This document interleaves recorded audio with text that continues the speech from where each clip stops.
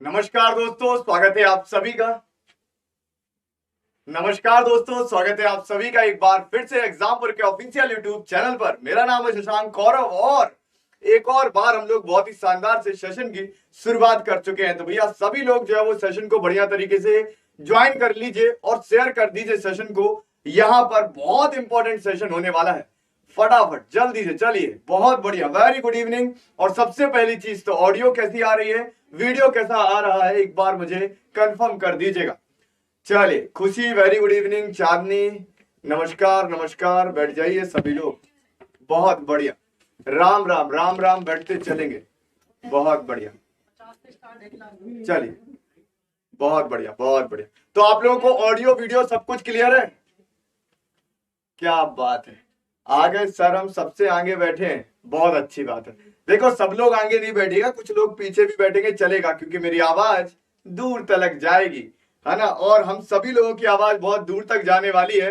4-5 महीने से हम लोग Delhi police head constable exam की तैयारी कर रहे थे और सबसे अच्छी बात है कि हमारी तैयारी के अकॉर्डिंग ही पेपर आया हुआ है। जो कल का पेपर हुआ 10 तारीख का, उसके क्वेश्चन मैंने आपके साथ कल रात में जो हमारी क्लास हुई थी 9 बजे वहां पर डिस्कस किए और पैटर्न वही हमारा रहा, जहां पर हम बात करें स्टैटिक जीके हो, करंट अफेयर्स हो, ठीक है। इसके अलावा मतलब स्टैटिक जीके में आपके डांस से क्वेश्चन हो, या हम बात करें आर्टिकल से जो क्वेश्चन पूछे गए थे, या हम बात करें जैसे के कल्याणी कुट्टी अम्मा से क्वेश्चन पूछा गया, इसी पैटर्न पर तो हमने तैयारी करी थी। और पिछली 5-6 क्लासेस भी यदि आपने बहुत अच्छे से देखी है तो भी आपको उससे फायदा हुआ होगा, ऐसी मुझे पूरी उम्मीद है। मुझे बहुत सारे बच्चों के मैसेज भी आए, कॉल्स भी आप लोगों के मिले, बहुत अच्छा लगा। कुछ बच्चों ने तो ये तक बताया कि आपकी इस क्लास से ये क्वेश्चन आया, इस क्लास से ये क्वेश्चन आया, बहुत अच्छा लगा देखकर, है ना। यही तो हम चाह रहे थे। बहुत बढ़िया, सर खुश हो रहे हैं क्योंकि सर का पढ़ा एग्जाम में आया। बिल्कुल बिल्कुल, हम तो भैया दिन रात लगे और उस दिन मैंने आपकी बात मानी। आप बड़े दिनों से लगे थे, करंट अफेयर पढ़ा दीजिए, करंट अफेयर पढ़ा दीजिए। 6 महीने करंट अफेयर मैंने आपको 6 घंटे खड़े रहकर पढ़ाए, है ना। चलिए बहुत बढ़िया। साइंस के क्वेश्चन मिले नहीं इसलिए आपको बताए नहीं है। अब ये कंफर्म नहीं हो पा रहा है कि साइंस के क्वेश्चन आए थे या नहीं आए थे। मुझे जैसे ही कंफर्म होगा, मैं सारी मेरे जितने भी इवेंट होने वाले हैं ना, जितनी मेरी क्लासेस होने वाली है, आप सारी अटेंड करिए। जो भी जानकारी होती है पहले मुझ तक पहुंचती है तो मैं आपको सब कुछ बताता जाऊंगा। और आज के सेशन में हम लोग डिस्कस करेंगे जो आपके एक्सपेक्टेड क्वेश्चंस हैं, जो आपके एग्जाम में पूछे जा सकते हैं, राइट। तो तैयार है सभी? तो एक बार जल्दी से थम्स अप कर दो, यस लिख दो कि सर तैयार है, आरंभ किया जाए। और सभी क्वेश्चंस के आंसर करिएगा, गलत करो सही करो, आंसर जरूर आना चाहिए। चलिए, welcome welcome welcome, very good evening, क्या बात है। चलिए पहले क्वेश्चन से शुरुआत करते हैं आज के शानदार से सेशन की। तो पहला क्वेश्चन आपका यहाँ पर क्या है? पहला क्वेश्चन आपका पूछा गया है साहब, क्या बोला गया है, ध्यान से देखेंगे। सरकार के किस रूप में शासकों को सीधे देश के लोगों के द्वारा चुना जाता है? लोकतंत्र, तानाशाही, निरंकुशता या फिर गणराज्य? आंसर करेंगे, जल्दी करेंगे, बताइए।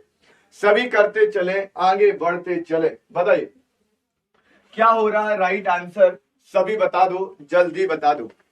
बहुत बढ़िया बहुत बढ़िया बहुत बढ़िया, क्या बात है। तो भैया क्या आ रहा है आंसर? ए। नमस्कार नमस्कार, present sir, very good. A answer आ रहा है, लोकतंत्र, बिल्कुल सही है। डेमोक्रेसी क्या होगा? लोकतंत्र, इसको आप ध्यान रखेगा। यदि हम यहां पर बात करते हैं तानाशाही की, तानाशाही क्या होती है साहब? हमने देखा ना किसको, हिटलर को। ये कहलाती है तानाशाही, जबरदस्ती का शासन। कोई एक परिवार, कोई एक व्यक्ति बहुत ज्यादा ताकतवर बन जाता है, तानाशाह हो जाता है, अपने अकॉर्डिंग जो है वो देश को चलाता है। अच्छा, तानाशाही कभी भी बहुत आगे तक नहीं जाती, मुश्किल से एक पीढ़ी तक चलती है, उसके बाद नहीं जाती, वो समाप्त हो जाती है, ध्यान रखेगा। निरंकुशता मतलब कि ऐसा शासन, ऑटोक्रेसी, ऐसा शासन जिस पर आप कुछ रोक ही नहीं लगा सकते, निरंकुश रहता है, निरंकुश शासन कहलाता है। फिर आता है आपका गणराज्य या फिर रिपब्लिक, याद रखेगा, ठीक है। रिपब्लिक में क्या होता है? रिपब्लिक में जो है वो आपका गणराज्य में क्या होता है, कोई राजा जो है वो आपकी गद्दी पर बैठ जाएगा ऊपर, बाकी नीचे पूरी सत्ता जो है वो जनता संभालती है, लोकतंत्र कहलाता, गणराज्य कहलाता है, ध्यान रखिएगा, ठीक है। और हमारा लोकतंत्र हमारे देश में क्या है, डेमोक्रेसी है भैया, जनता के द्वारा, जनता के लिए, जनता के द्वारा, और जनता के द्वारा जो है वो प्रत्यक्ष रूप से चुनी गई सरकार, लोकतांत्रिक सरकार जो है वो कहलाती है, ध्यान रखना। चलेगा, सेकंड क्वेश्चन है, कर्क रेखा निम्नलिखित में से किस भारतीय राज्य से नहीं गुजरती है, बताइएगा। मिजोरम, गुजरात, त्रिपुरा या महाराष्ट्र, क्या लगता है क्या होगा आंसर, बताइए। वेरी गुड आफ्टरनून, बैठ जाइएगा। हाँ जी, किंग जोंग जो है वो भी आपका हिटलर के जैसा ही है ना, बहुत खतरनाक व्यक्ति। चलिए आंसर करेंगे, क्या होगा राइट आंसर बताएंगे, बताते चले। बहुत बढ़िया, बहुत बढ़िया, सभी करें, क्या होगा राइट आंसर। कर्क रेखा या ट्रॉपिक ऑफ कैंसर की बात करें तो जब हम नॉर्थ पोल की तरफ जाते हैं, या हम बात करें नॉर्दर्न हेमिस्फीयर जो आपका होता है, ठीक है, पृथ्वी पर नॉर्दर्न हेमिस्फीयर जो आपका होता है ये कहलाता है नॉर्दर्न हेमिस्फीयर, और ये हो गया साउदर्न हेमिस्फीयर। नॉर्दर्न हेमिस्फीयर में 23.5 डिग्री है ना, 23.5 डिग्री के पर जो आपकी लाइन रहती है वो क्या कहलाती है, ट्रॉपिक ऑफ कैंसर कहलाती है, कर्क रेखा कहलाती है। कर्क रेखा जो है वो कितने राज्यों से होकर गुजरती है, तो आप आंसर करेंगे भैया 8 राज्यों से होकर गुजरती है। कौन कौन से राज्य हैं, यदि ये पूछा जाएगा तो आंसर क्या करोगे आप लोग, तो भैया आप आंसर करिएगा पश्चिम बंगाल, ठीक है, पश्चिम बंगाल, झारखंड, झारखंड, झारखंड, ओ सॉरी ये क्या हो गया,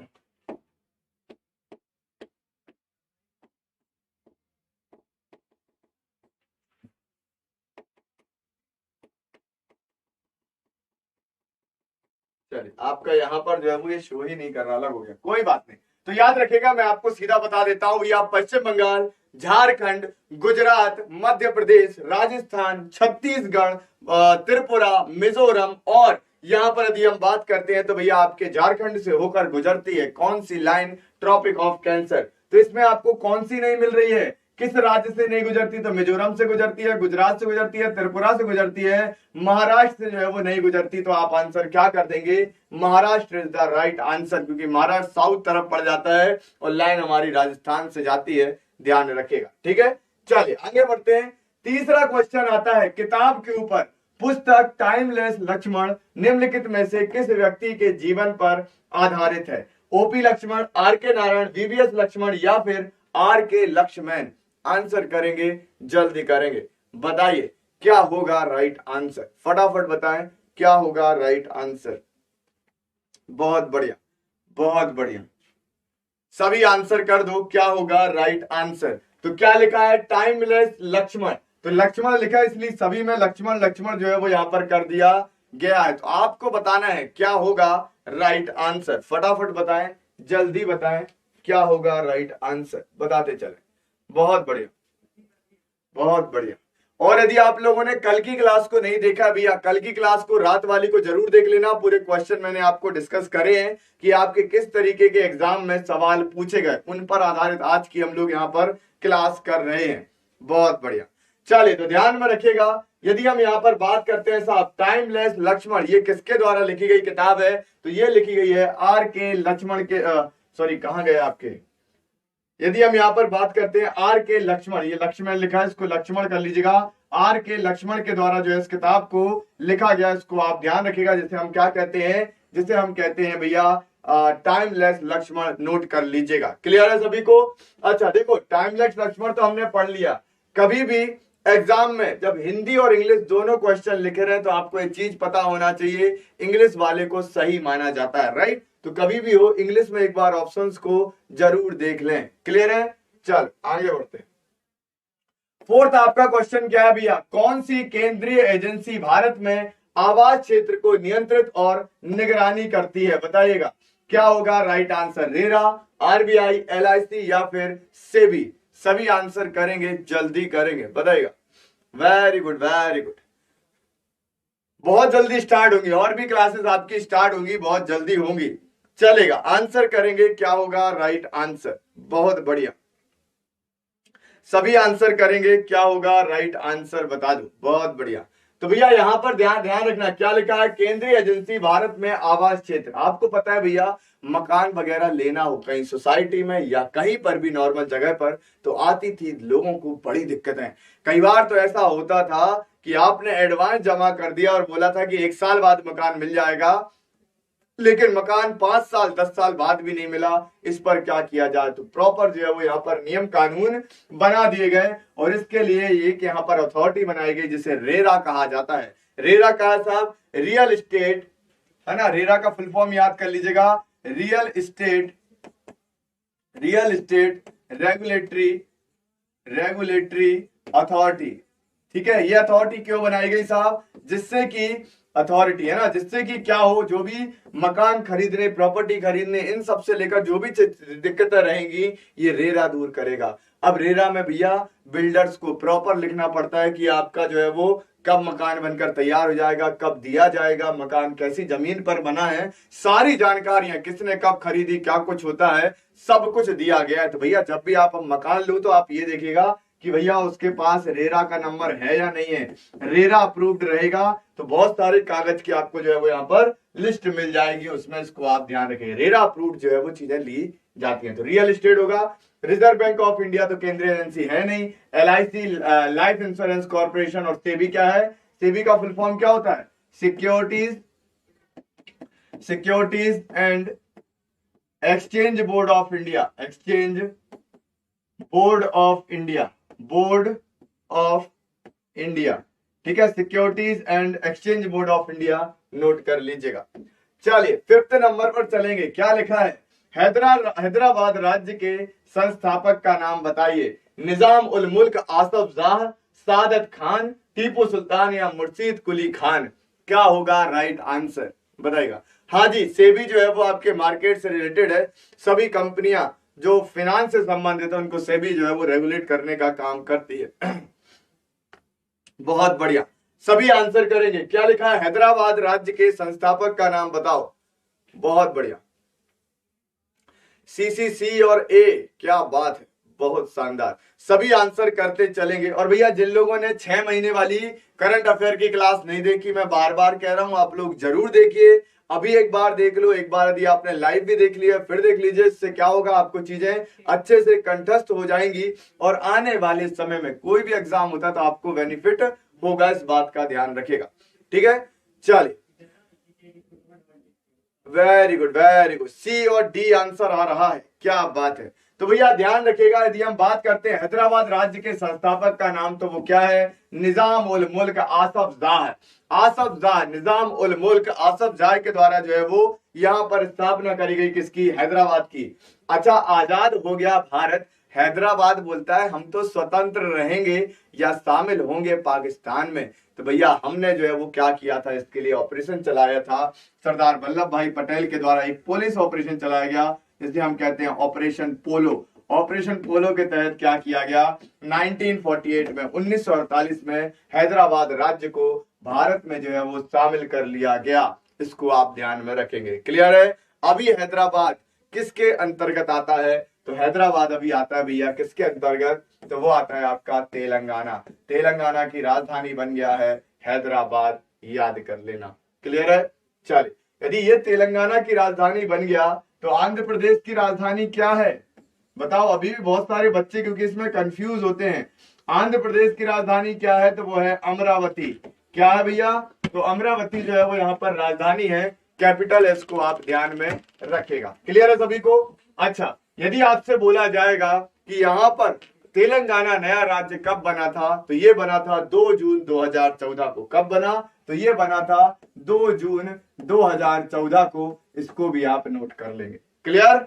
चल आगे बढ़ते, नेक्स्ट आता है आपका क्वेश्चन। कौन सा क्वेश्चन, हमारा 6th क्वेश्चन यहाँ पर आता है। क्या दिया गया है, नीचे सूचीबद्ध सभी त्योहार असम के त्योहार है, इनमें से निम्नलिखित में से कौन सा त्योहार विशेष रूप से गुवाहाटी में कामाख्या देवी मंदिर से होस्ट किया जाता है। अंबुबाची महोत्सव, बिहू महोत्सव, बैसगु महोत्सव या माजुली फेस्टिवल। चलेगा, आंसर करेंगे, जल्दी करेंगे, फटाफट करेंगे, बताइए क्या होगा राइट आंसर। बहुत बढ़िया बहुत बढ़िया, आंसर करते चले, आगे बढ़ते चले। क्या बात है अंबुबाची, क्या बात क्या बात। आर्ट एंड कल्चर की क्लास अटेंड करी थी सभी ने या नहीं करी? भैया क्लासेस आ गई हैं तो देख जरूर लीजिएगा, बाकी किसी दिन और फिर से आप लोगों को करा दूंगा मैं यहाँ पर चीजें, ठीक है। चलिए ध्यान रखना, ये सारे महोत्सव मनाए जाते हैं असम में, लेकिन गुवाहाटी के कामाख्या देवी मंदिर की बात करें तो यहाँ पर लगता है अंबुबाची का मेला। अंबुबाची महोत्सव मनाया जाता है, अंबुबाची का मेला लगाया जाता है, नोट कर लीजिएगा, ठीक है। चलिए अच्छा, एक और इंफॉर्मेशन आगे के क्वेश्चन करने के पहले मैं बता दूं कि भैया आपको मैंने बार बार कहा है क्या कि वर्दी का सपना होता है सबका, मैक्सिमम लोगों का सपना होता है, और इस सपने में अब आपका साथ देने के लिए हम एग्जाम्पल जो कि हमेशा आपके साथ खड़ा है, आपके लिए एक शानदार बैच लेकर आया है साहब। यूपी पुलिस, दिल्ली पुलिस और एसएससी जीडी कांस्टेबल के लिए मिशन वर्दी कॉम्बो बैच आपके लिए आया है, और इस बैच की अभी चल रही है प्री बुकिंग। प्री बुकिंग में नहीं देना कोई भी अमाउंट, ठीक है। साथ में यदि आप प्री बुक कर देते हो तो जब ये बैच आएगा तो आपको एक्स्ट्रा डिस्काउंट मिलेगा बाकी लोगों की अपेक्षा, ठीक है। यहाँ पर आपको live classes, PDF notes, test series, practice quiz और करंट अफेयर की मैगजीन मिलने वाली है। इतना ही नहीं, 1200 से ज्यादा लाइव क्लासेस मिलेंगी और मिलेंगी 1200 से ज्यादा पीडीएफ, डाउट सेशंस आपको मिलेंगे और मिलेंगे 30 से ज्यादा मॉक टेस्ट, 30 से ज्यादा प्रीवियस ईयर के पेपर क्विज फॉर्मेट में, और 2500 से ज्यादा करंट अफेयर के क्वेश्चन आपको मिलने वाले हैं। 50 प्रीवियस ईयर क्वेश्चन की पीडीएफ विद सॉल्यूशन मिलेगी और मिलेगी करंट अफेयर की मैगजीन, प्रैक्टिस क्विज और मिलेंगे लाइव फाउंडेशन क्लासेस, और साथ में 30 से ज्यादा टीचर्स आपको यहाँ पर पढ़ा रहे हैं, और वो भी एक सब्जेक्ट को 2 से 3 टीचर, मतलब जिनसे समझ में आए उनसे पढ़ लीजिए, ऑप्शन दिया गया है, ध्यान रखिएगा। कोर्स आपका चलेगा 4 से 5 महीने और ड्यूरेशन होगी 1 साल की, 1 साल तक आप कोर्स को देख सकते हैं। तो आप बोलोगे सर फिर प्री बुकिंग का मतलब क्या है, प्री बुकिंग क्यों कर रहे हैं? तो भैया ध्यान रखिएगा, प्री बुकिंग एक तो सबसे पहले बिल्कुल फ्री है, कुछ पैसा नहीं लग रहा, एक्स्ट्रा डिस्काउंट मिलेगा जब आप परचेस करोगे तो, ठीक है। 50 से ज्यादा मॉक टेस्ट आपको मिल रहे हैं, 150 रिकॉर्डेड क्लास है, 150 क्लास तो आपको वैसे ही मिल रही है, 150 वीडियोस मिलेंगे फ्री में, और आपको यहाँ पर प्रैक्टिस करने का मौका, क्लासेस की पीडीएफ, क्लासेस की क्विज और करंट अफेयर की मैगजीन फ्री मिल रही है। 30 से ज्यादा previous year question paper quiz format में, और 50 प्लस प्रीवियस क्वेश्चन पेपर जो है वो आपको यहाँ पर दिए जा रहे हैं। करना क्या है मैं आपको सिंपल यहाँ पर बता देता हूं, देखिएगा। सबसे पहले आपको जाना है और यहाँ पर एग्जामपुर का ऑफिशियल ऐप इंस्टॉल कर लेना। इंस्टॉल करने के बाद ओपन करेंगे, लेट्स रजिस्टर पर क्लिक करेंगे। क्लिक करने के बाद वही प्रोसेस, बेसिक सी डिटेल, नाम, फोन नंबर, ईमेल आईडी वगैरह रजिस्टर कर लीजिए। सपनों की इस जंग में आपका स्वागत होगा और आपके सामने डैशबोर्ड ओपन होगा। ओपन होने के बाद पेड कोर्स में जाइएगा, कॉम्बो बैच आपका लिखा रहेगा, वहां पर आएगा मिशन वर्दी। प्री बुकिंग पर क्लिक करोगे तो आपके सामने यहाँ पर कूपन कोड के लिए आएगा, कूपन कोड अप्लाई नहीं करना, सीधा आप रजिस्टर करिएगा और प्री बुक हो जाएगा सक्सेसफुल। इसके बाद क्या करना है, बहुत सारे बच्चों का डाउट आता है, सर कोर्स नहीं दिख रहा क्या करें? इसके बाद ऐप को बंद कर दीजिए। बंद करने के बाद दोबारा ओपन करेंगे तो आपके सामने आएगा माय कोर्स। आपको माय कोर्स में दिखाई देगा मिशन वर्दी बैच, सामने आपके एग्जाम के नेम और सब्जेक्ट के नेम आएंगे, आप उनकी पढ़ाई यहाँ से स्टार्ट कर सकते हो फ्री में। समझ रहे हो, प्री बुकिंग का ये फायदा है, ध्यान रखिएगा। तो इस बैच को आप लोग जरूर ज्वाइन कर लें, प्री बुक कर लीजिए, बेनिफिट लीजिए, देखिए आपको समझ में आएगा अंतर। क्लियर है? चलिए बहुत बढ़िया। और जो भी आपको डाउट हो, आपको दिए गए हेल्पलाइन नंबर चल रहे होंगे, उन पर आप कॉल कर सकते हो, राइट। चलो आगे बढ़ते हैं। तो हमारा नेक्स्ट क्वेश्चन क्या बन गया साहब? यहाँ पर नेक्स्ट हमारा क्वेश्चन यहाँ पर बनता है, कहां गया, 7वां क्वेश्चन, भारत का राष्ट्रीय प्रतीक किस पर स्थित मौर्य पिलर से लिया गया है? सारनाथ, अमरावती, दिल्ली या फिर मेरठ? क्या लगता है आपको? आंसर करिएगा, जल्दी करिएगा। बहुत बढ़िया। जीके का लेवल हार्ड आ रहा है? जी नहीं, ध्यान में रखना, जीके का कोई लेवल हार्ड नहीं आ रहा। इतने इजी क्वेश्चन आ रहे हैं कि हमने तो खूब हार्ड पढ़ा है और हमने लगभग हर कोने को टच किया है, ठीक है। सर जी आपके जैसा कोई नहीं पढ़ाता है, सच में सर जी, मतलब कैसा बोलना चाह रहे हो, अच्छा या बुरा? कंफ्यूज कर दिया तुमने तो। चलेगा, a very good very good, क्या बात है। इतना टफ क्वेश्चन नहीं है, बहुत बढ़िया। ध्यान रखिएगा साहब, आपको पता होना चाहिए 26 जनवरी 1950, 26 जनवरी 1950 को हमने अशोक स्तंभ मौर्य पिलर को जो है वो राष्ट्रीय प्रतीक के रूप में जो है वो यहां पर लिया, जो कि किस पर स्थित है, सारनाथ पर स्थित है, नोट कर लीजिएगा। ठीक है, क्लियर है, बहुत बढ़िया बहुत बढ़िया। अच्छा, यदि हम बात करेंगे उस पर एक जो है वो ध्येय वाक्य लिखा, जो कि क्या है, सत्यमेव जयते। ये बिल्कुल सही बात है, हमारा पूरा देश इसको मानता है साहब, सत्यमेव जयते, सत्य की हमेशा विजय होती है। ध्यान में रखिएगा, सत्य देर से जरूर जो है वो आपको विजय दिलाएगा, लेकिन दिलाएगा जरूर। कभी भी झूठ का सहारा, फरेब का सहारा कभी जीवन वाला नहीं। हमेशा सही रास्ते पर चलो, आपको उसका परिणाम मिलता है, इस बात का ध्यान रखिएगा। आइए, दुनिया में एनर्जी घूम रही, आप ये मत सोचना सर वो तो गलत काम करता है, झूठ बोलता है, ये करता है, बड़ा फल फूल रहा है। आज फल फूल रहा है, कल उसके जीवन में दिक्कत आ जाएगी। अच्छा, कुछ एक चीज और बता देता हूँ, कारण ये है, बहुत सारी डाउट होते हैं ना, तो जीवन में वो सब नहीं होना चाहिए। लोग बोलते हैं वो तो इतने सारे उल्टे काम करता है, लेकिन वो तो अच्छी मौत भी मर गया और सारी चीजें हो गई, वो कैसे हो गया सर, उसको कौन सा परिणाम मिल गया बुरे कर्मों का? तो भैया इस बात का ध्यान रखना, उसके जीवन में हो सकता है बहुत अच्छा होने वाला था, लेकिन चूंकि उसने कर्म ऐसे करे, इसलिए उतना अच्छा ना होकर उसको उतना बस अच्छा हुआ है जितना आप देख पा रहे हो। इसलिए बढ़िया कर्म करें, सत्य बोले, और ऐसा सत्य नहीं किसी को नुकसान पहुंचाने वाली चीजें ना करें, बढ़िया तरीके से। ठीक है, चलेगा, बहुत बढ़िया बहुत बढ़िया। सर जी जितना मर्जी आए पढ़ा लो, सिलेक्शन तो नहीं होगा मेरा, ये कौन सी बात है, इतना नेगेटिव कौन होता है साहब, बिल्कुल होगा, मेहनत करिए, कहीं ना कहीं आप विजय जरूर होंगे। ठीक है, चलेगा, आगे बढ़ते हैं 8वें क्वेश्चन की तरफ। क्या लिखा है, किस अधिनियम ने ब्रिटिश सरकार को राजनीतिक गतिविधियों को दबाने और क्या लिखा है साहब आपका, 2 साल तक बिना किसी मुकदमे के राजनीतिक बंदियों को हिरासत में रखने की अनुमति दी? Rowlatt Act, Albert Bill, Arms Act या वर्नाकुलर प्रेस एक्ट? आंसर करो, जल्दी करो, बताइएगा क्या होगा राइट आंसर। बहुत बढ़िया, हाँ जी, सत्य परेशान हो सकता है, पराजित नहीं होता। Very good very good very good, सभी आंसर करेंगे, क्या होगा राइट आंसर? सिंपल सा सवाल है, फटाफट बता दीजिएगा बिना देरी के। चलिए, इसका विरोध बहुत ज्यादा जो है वो किया गया था, आपको पता है, बताइए। ए होगा रॉलेट एक्ट, बहुत बढ़िया। क्या होगा भैया, Rowlatt act is the right answer. 1919 में आता है क्या, रॉलेट एक्ट। रॉलेट एक्ट में सिंपल यहां पर किया गया था, राजनीतिक गतिविधियों को दबाने के लिए ऐसा कानून लेकर आ गए कि भैया एक बार यदि बोल दिया कि ये देश के खिलाफ काम कर रहे हैं तो कर रहे हैं, सीधे सजा मिल जाएगी, कोई सुनवाई नहीं होगी, कुछ नहीं होने वाला। इतना खतरनाक, इतना काला कानून था ये।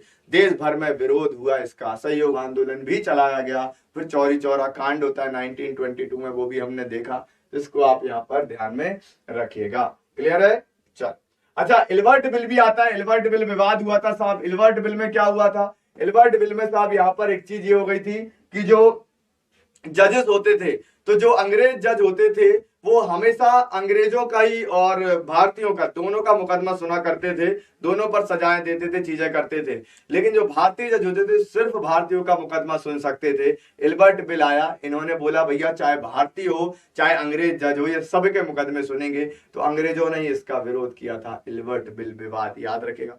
वर्नाकुलर प्रेस एक्ट में यह था कि जो देसी भाषा में अखबार छप रहे हैं उनमें कोई भी यदि न्यूज छपेगी तो पहले ब्रिटिश के पास भेजो, वो कंफर्म करेंगे कि भैया ये न्यूज छपना है या नहीं छपना है। यदि वो नहीं करेंगे तो आप नहीं छाप सकते, इस बात को ध्यान में रखिएगा। ठीक है, आगे बढ़ते।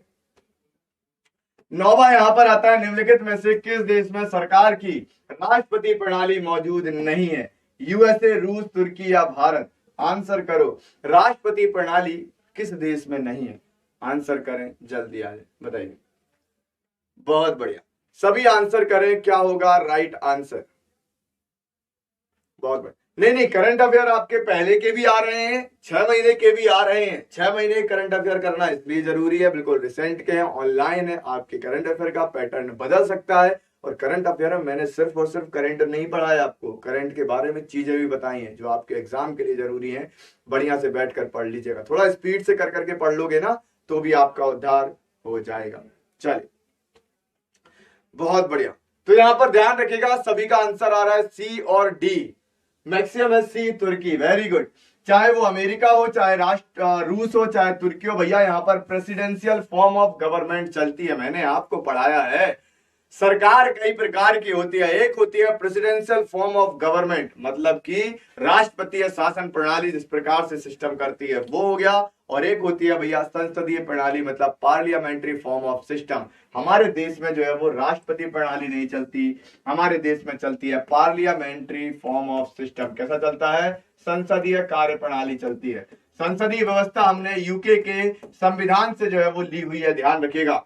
राष्ट्रपति प्रणाली का मतलब सिंपल होता है, बोलो क्या होता है? इसका मतलब होता है कि राष्ट्रपति सर्वोच्च रहेगा। हमारे देश में जैसा प्रधानमंत्री दिखता है ना, वैसे ही राष्ट्रपति प्रणाली में राष्ट्रपति रहता है।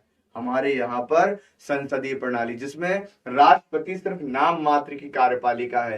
कार्यपालिका की शक्ति राष्ट्रपति में निहित है, लेकिन राष्ट्रपति की पावर का यूज राष्ट्रपति नहीं करते, उनके नीचे के अधिकारी और मंत्रिमंडल करते हैं, मतलब प्रधानमंत्री करते हैं। ध्यान रखिएगा, उनका नाम ले लेके राष्ट्रपति ने आदेश दिया है, राष्ट्रपति ने ये बोला है, उस तरीके से जो है वो चीजें चलती हैं। ध्यान रखिएगा।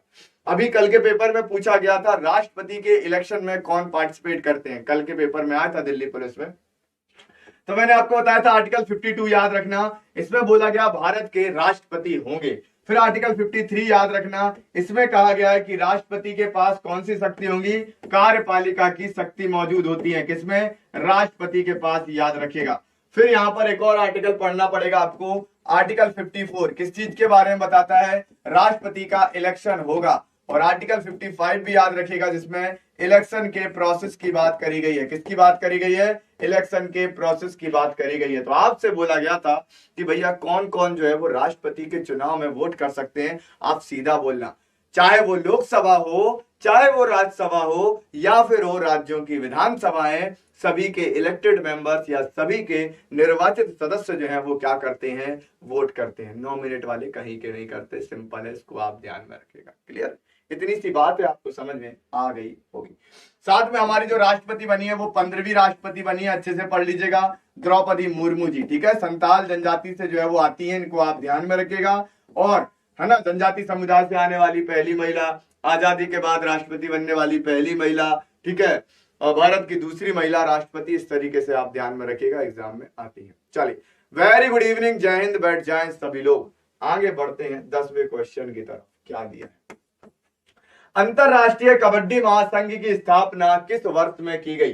2015, 2004, 1950 या फिर 2010 में करी गई थी? क्या करोगे आप लोग? आंसर करिएगा, फटाफट करिएगा। बहुत बढ़िया, बहुत बढ़िया, सभी आंसर करेंगे। क्या होगा? नहीं भैया, दिल्ली पुलिस स्टेट में नहीं आती है ना, स्टेट के अंतर्गत, राज्य के अंतर्गत दिल्ली पुलिस नहीं आती है। दिल्ली पुलिस आती है केंद्र के अंतर्गत ना, तो पूरा उसी पर चलता है। बहुत शानदार नौकरी है, समझ लो। यदि पढ़ाई करे हो, फॉर्म भरे हो, एग्जाम देने जरूर जाना, मेहनत से पेपर देना, एक एक क्वेश्चन की वैल्यू को समझना।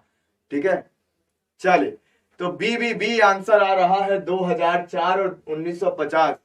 वेरी गुड, सभी आंसर करेंगे। क्या होगा राइट आंसर? तो ध्यान रखिएगा, यदि हम बात करेंगे अंतरराष्ट्रीय कबड्डी महासंघ की, तो भैया ये जो है वो आपको कहां पर मिलेगा? ये जो है वो 2004 में बना था, याद रखिएगा।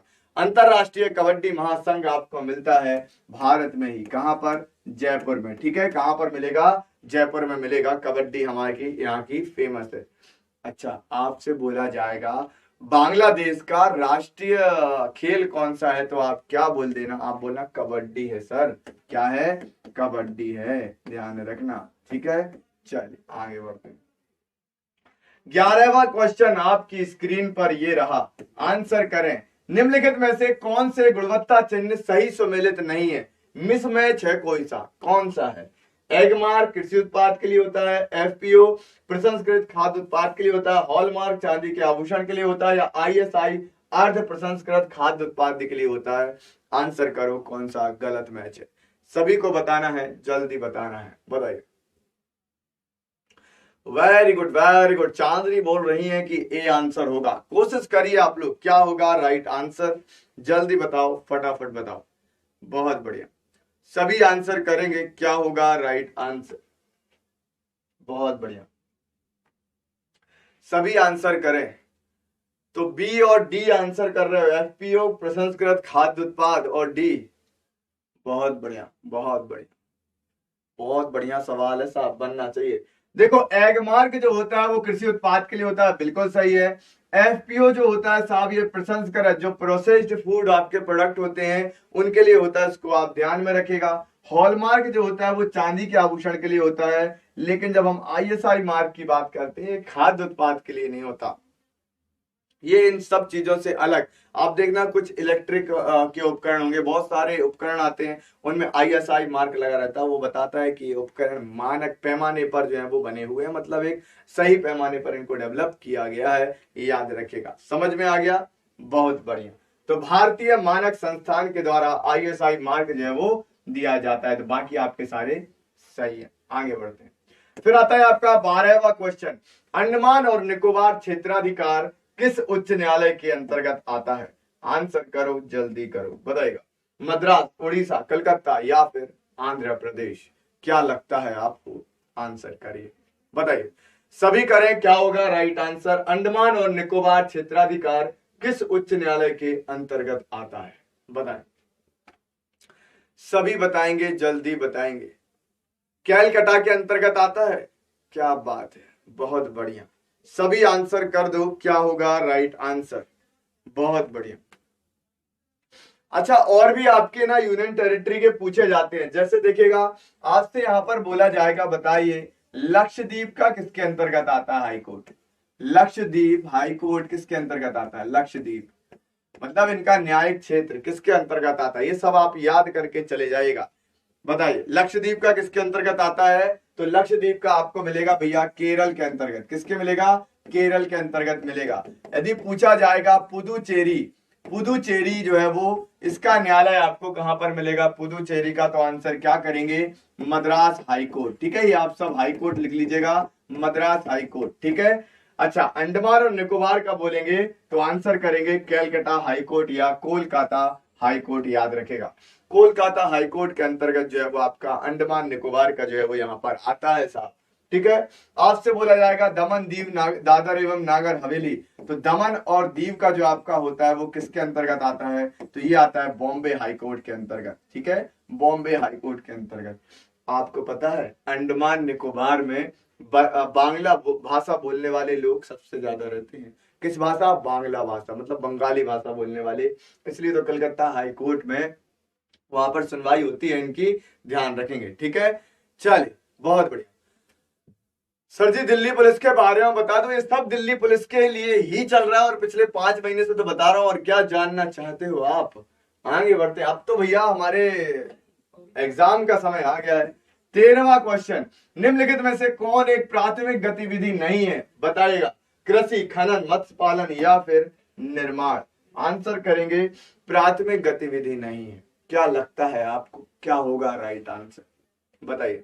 सभी आंसर करते चले, आगे बढ़ते चले। प्राथमिक गतिविधि कौन सी नहीं है ये आपको बताना है, बताइए।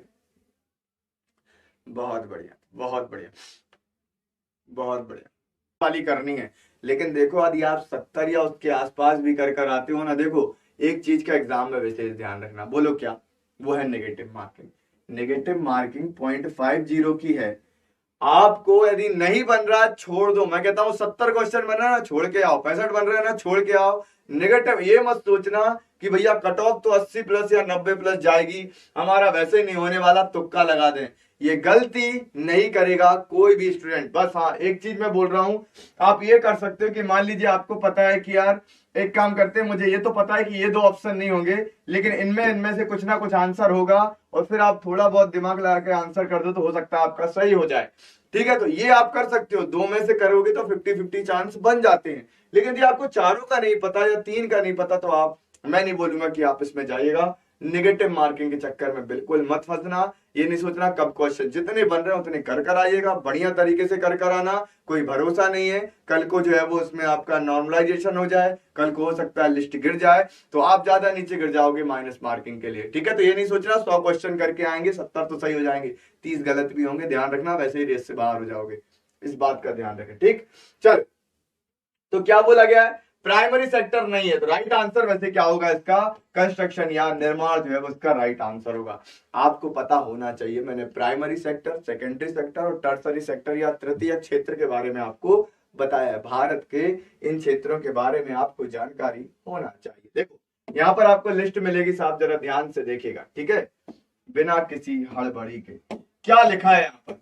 यहाँ दिया गया है कि भैया देखो, प्राइमरी सेक्टर की जब हम बात करते हैं तो प्राइमरी सेक्टर के अंतर्गत आती है कृषि, मतलब आप क्या बोलोगे, agriculture, forestry, animal husbandry, fisheries और पोल्ट्री एंड माइनिंग।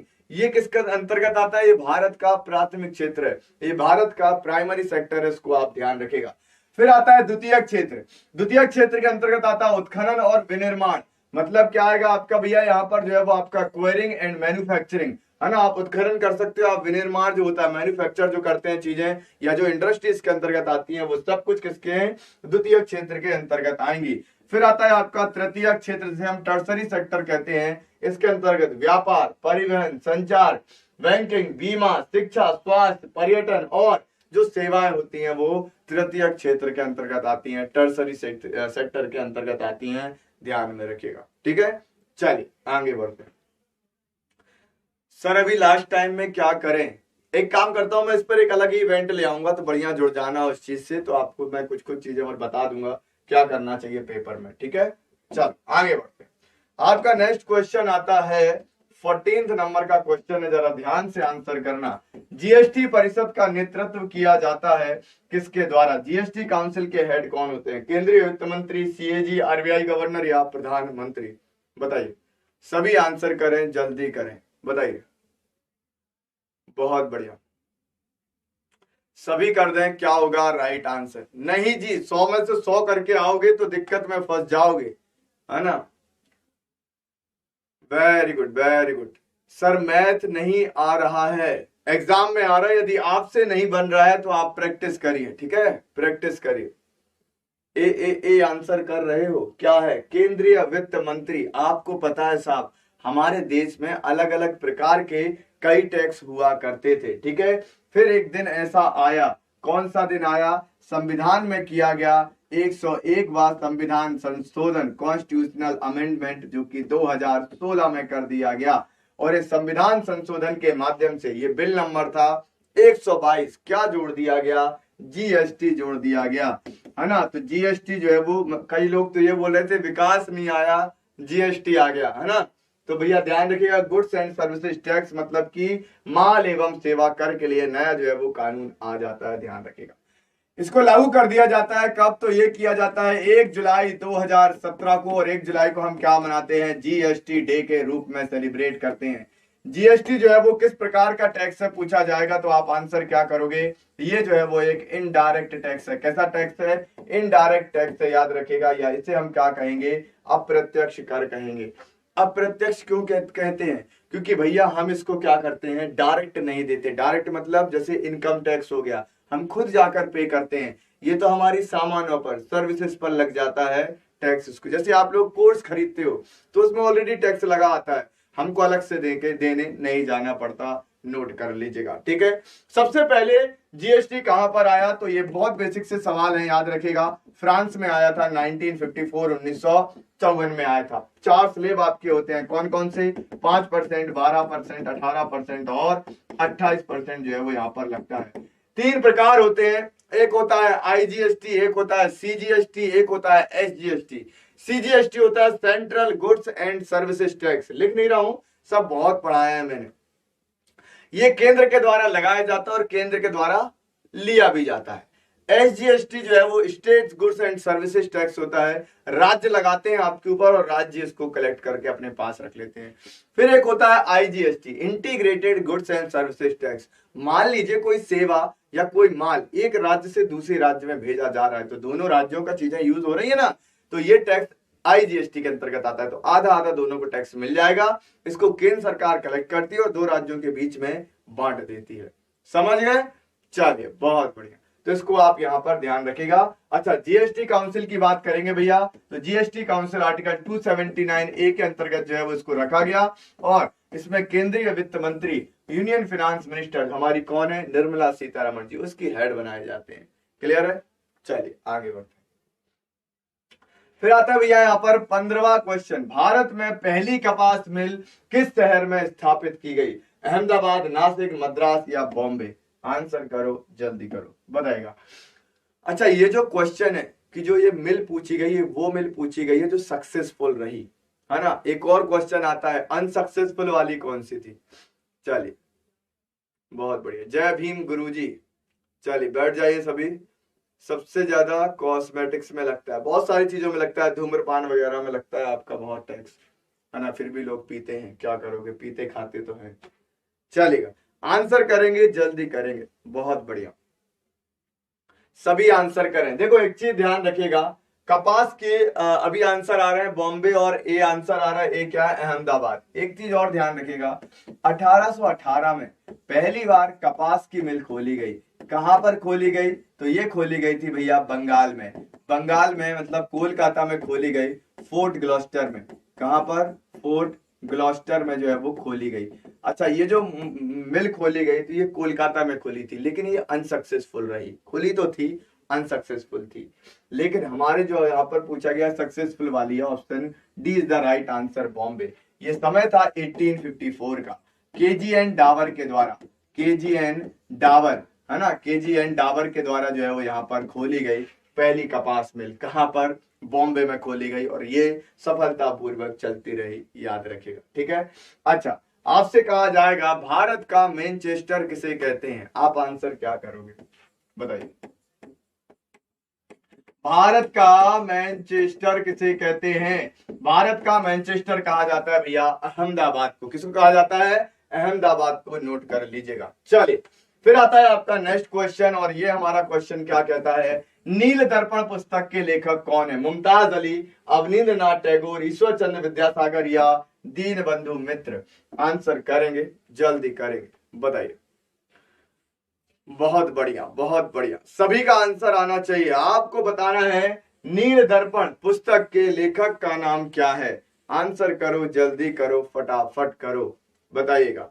ये किताब 1858 1859 के आसपास लिखी गई, है ना।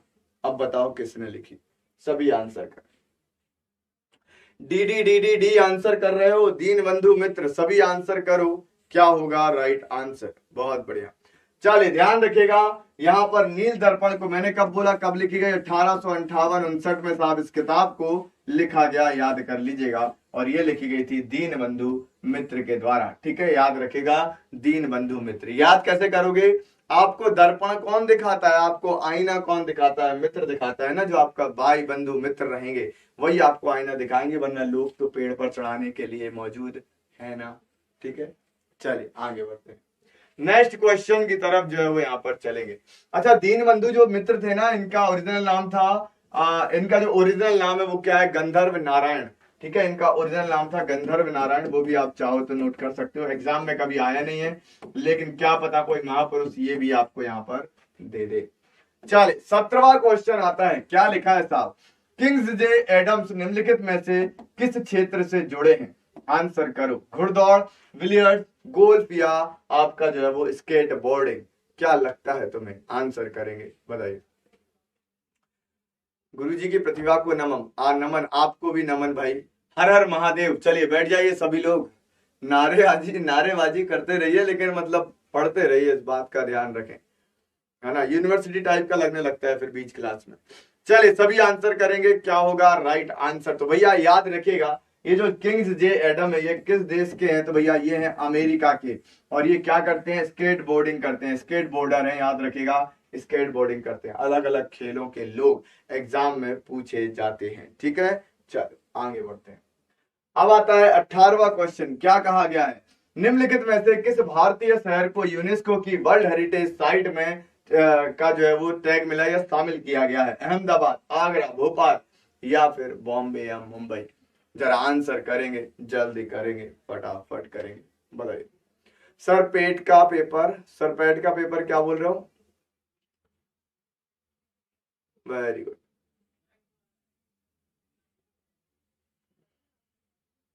सभी आंसर करें, है ना, बहुत बढ़िया।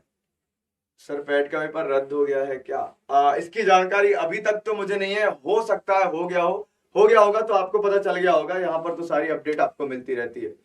चलिए सर सर सर जय हिंद। अच्छा, ये वही बच्ची है क्या जो मैं सोच रहा हूं। चलिए तो भैया ध्यान रखिएगा, भारतीय शहर को यूनेस्को वर्ल्ड हेरिटेज साइट में शामिल किया गया, तो वो है भैया आपका अहमदाबाद। याद करिएगा, तो अहमदाबाद जो है वो आपका भारतीय शहर है जिसको यूनेस्को वर्ल्ड हेरिटेज साइट में शामिल कर दिया गया। कब किया गया था? 2017 में कर लिया गया था, नोट कर लीजिएगा। ठीक, चलिए 19वां क्वेश्चन आता है, निम्नलिखित धातुओं को प्रतिक्रियाशीलता के घटते क्रम में व्यवस्थित करें। सोडियम, चांदी, लोहा, सोना, सोना, चांदी, लोहा, सोडियम, लोहा, सोडियम, चांदी, सोना, सोडियम, लोहा, चांदी, सोना। चलेगा, आंसर करेंगे, जल्दी करेंगे, फटाफट करेंगे। बताइए क्या होगा, आपको बताना है प्रतिक्रियाशीलता के अकॉर्डिंग, या हम बात करेंगे यहाँ पर रिएक्टिविटी के अकॉर्डिंग, आपको डिक्रीजिंग ऑर्डर में इनको अरेंज करना है। बताइए क्या होगा राइट आंसर। चलिए, हाँ सर वही हूं। चलिए, वेलकम वेलकम सभी का, जो लोग पढ़ने आ रहे हैं, बैठ रहे हैं, बैठते चलेंगे। बहुत बढ़िया, बी आंसर आ रहा है, क्या बात है। सभी आंसर करो भैया। सबसे ज्यादा प्रतिक्रियाशील इनमें यदि आपको कोई धातु दिख रही है तो आप आंसर करेंगे सोडियम। सोडियम जो है वो इन सभी में सबसे ज्यादा प्रतिक्रिया करती है, सबसे ज्यादा रिएक्टिव होती है, इसको आप ध्यान रखिएगा। सोडियम के बाद दूसरा नंबर आता है लोहे का, तो सोडियम के बाद लोहा कहां दिख रहा है आपको? तो सोडियम के बाद जो आपको लोहा दिखेगा वो एक ही जगह दिख रहा है, और वो कहां पर दिख रहा है आपको? तो वो आपको दिख रहा है option D is the right answer. Sodium, लोहा, चांदी और सोना। तो सबसे ज्यादा रिएक्टिव क्या होगा भैया? सोडियम होगा, उसके बाद लोहा, फिर चांदी और फिर सोना होता है। नोट कर लेंगे। क्लियर है सभी को? चलिए, बहुत बढ़िया, बढ़ते हैं आगे। 20वां क्वेश्चन आता है, क्या है? बाब अल मंदेब जल डमरू मध्य किन जल निकायों को आपस में जोड़ता है? फारस की खाड़ी और अम्मान की खाड़ी, काला सागर और अजाब का समुद्र, बाफिन बे या लेब्राडोर सागर या लाल सागर और अदन की खाड़ी। क्या लगता है क्या होगा राइट आंसर? बताइए, सभी बताएं, जल्दी बताएं। चलेगा, हेलो नमस्कार, बैठ जाएं सभी लोग, आंसर करेंगे, जल्दी करेंगे। बताइए क्या बात है, बहुत बढ़िया, बहुत बढ़िया। डी वेरी गुड सर, मेरा फर्स्ट एग्जाम है, कुछ समझ नहीं आ रहा कैसे करूंगी।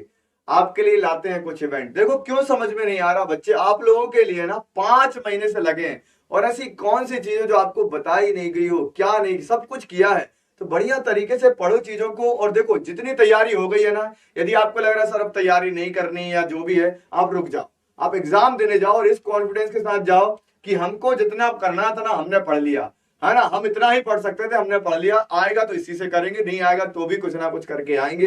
बढ़िया, पूरे फुल कॉन्फिडेंस से जाओ। आपके जैसे कई लोग हैं और कई लोग पेपर निकाल ले जाते हैं 1-2 दिन पढ़ के, तो ऐसा डरने वाली बात नहीं है। ठीक है, चलिए, बहुत बढ़िया, सभी आंसर करेंगे। क्या होगा राइट आंसर? तो याद रखिएगा भैया, यहां पर यदि हम बात करते हैं तो रेड सी और अदन की खाड़ी, रेड सी और अदन की खाड़ी को जो है वो क्या करता है? जोड़ने का काम करता है बाब अल मंदेब। मैंने आपको बोला था कि 3 नक्शे आपके घर में होना चाहिए, एक होना चाहिए वर्ल्ड मैप, है ना, दुनिया का नक्शा पूरा, एक इंडिया का मैप और एक अपने राज्य का मैप घर पर लगाना, और इसको सर्च करना बाब अल मंदेब कहां पर है, आपको लोकेशन मिलेगी, जीवन में कभी भूलोगे नहीं। क्लियर है सभी को? चलिए आगे बढ़ते हैं। 20 के बाद आता है 21वां आपका, निम्नलिखित में से कौन सा संस्थान भारत की राष्ट्रीय पत्र अकादमी है? साहित्य अकादमी, सांस्कृतिक संसाधन और प्रशिक्षण केंद्र, इंदिरा गांधी राष्ट्रीय कला केंद्र या ललित कला अकादमी। चलेगा, आंसर करेंगे, जल्दी करेंगे, फटाफट करेंगे। बहुत बढ़िया, वेरी गुड इवनिंग। आपकी जो नेगेटिव मार्किंग है 0.50 है भैया, है ना, आधा नंबर चला जाएगा। नेगेटिव मत करके आना, जितना बन रहा है करो, जितने क्वेश्चन बन रहे हैं, कोई टेंशन नहीं है। ठीक है, चलेगा, बहुत बढ़िया। ए आपका आंसर आ रहा है, सभी बता दे, जल्दी बता दे। Very good, very good. तो ध्यान रखिएगा, पत्राचार का, भारत सरकार के पत्राचार का सभी कुछ काम किया जाता है साहित्य अकादमी के द्वारा। किसके द्वारा? साहित्य अकादमी के द्वारा किया जाता है, इसको आप ध्यान रखिएगा। इसे राष्ट्रीय पत्र अकादमी भी कहा जाता है। सवाल आता है, ये जो साहित्य अकादमी, इसकी स्थापना कब हुई थी? तो इसकी स्थापना हुई थी भैया 1954 में, 1954 में। समझ गए सभी लोग? अभी एक और बात सुनो, यहां पर आपके जो जो टॉपिक आप पढ़ना चाहते हो, आप लोग देखो 2-3 प्रकार से कमेंट कर सकते हो। एक कमेंट आप ये कर सकते हो कि साहब आपको जो भी टॉपिक पढ़ने हैं आप कमेंट सेक्शन में लिख देना मेरे यहाँ पर, ठीक है, मैं सबके कमेंट पढ़ूंगा। दूसरा, यहां पर क्या लिखोगे आप यदि आपको कुछ डाउट्स है कि भैया हमको नेगेटिव मार्किंग के बारे में बता दो, तैयारी कैसे करें वो बता दो, आप वो कर सकते हैं। और तीसरा, आपको क्लासेस से फायदा हो रहा है नहीं हो रहा, ये सेशन कैसा लगा, सब कुछ आप कमेंट सेक्शन में लिखना, सब कुछ पढ़ूंगा, उसके अकॉर्डिंग आपकी आगे क्लासेस में लेकर आऊंगा। आपका साथ नहीं छोड़ेंगे, जब 5 महीने से साथ में है तो अंतिम दिन तक आपको लेकर जाएंगे, ठीक है। चलेगा, तो ये सेशन कैसा लगा जरूर बताइएगा। मिलते हैं कल फिर से शाम को 4 बजे, और कुछ स्पेशल इवेंट होगा तो आपको दिख जाएगा। Thank you very much, take care, जय Hind, good day, thank you very much.